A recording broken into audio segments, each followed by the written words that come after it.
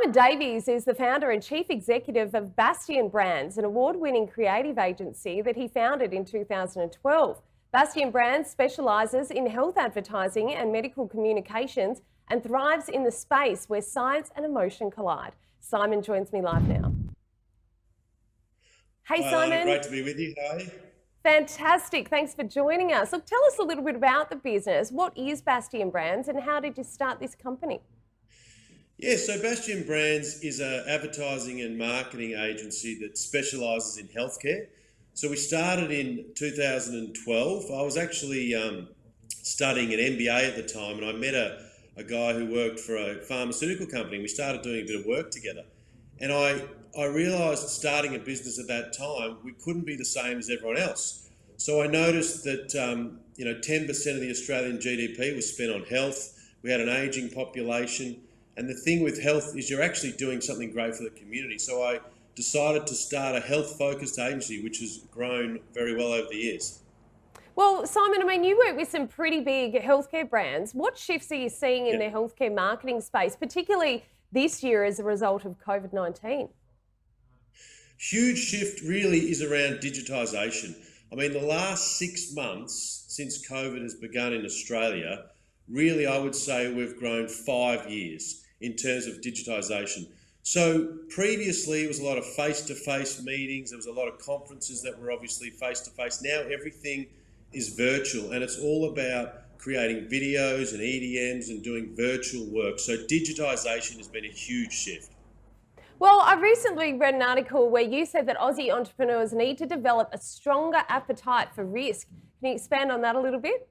Are we a bit too soft? Yeah, I mean, I think, Alana, in Australia, we don't really have a huge risk appetite when you compare it to the USA, where, risk is, really applauded over there. And I think we need to take more risks and have a bigger appetite for risks because it can actually really grow us to the next level. I don't think we should be so reliant on mining and education. We need to be more innovative. And I noticed in the recent federal budget that they've really put some emphasis on subsidies for businesses to grow, which is absolutely fantastic. I mean, in our business over the last 6 months, I'm based in Melbourne, which is great to be out of lockdown. But in our Sydney office, we actually doubled our team over that time. And obviously I couldn't meet any of them in person, but we're pushing hard and we're taking those risks to get to the next level. What other shifts do you think we're going to see, particularly in business, as a result of COVID? What are the learnings, I guess, that we take forward into this next chapter? Yeah, great question. I see, if you look at the last sort of 30 to 40 years, we had globalisation, we've had digitisation. Now I see the biggest shift is in remote working.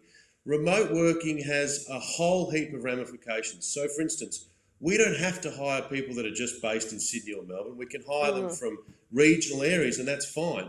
Also, when you look at office space, people don't necessarily, or businesses don't necessarily need to have the full space they had before, and we might use it in a different way, and we might only use it for brainstorming sessions or certain things.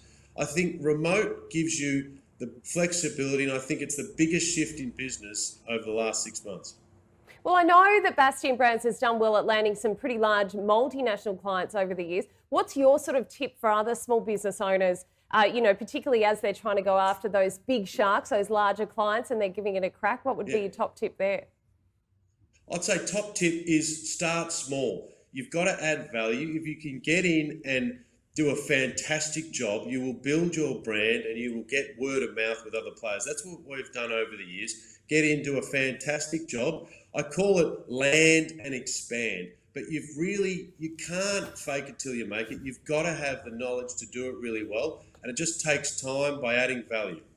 Well, Simon, it's been an absolute privilege to have you on the program this morning. Thanks so much for joining us and shedding insight into this space. Thank you very much, Alana. I appreciate it.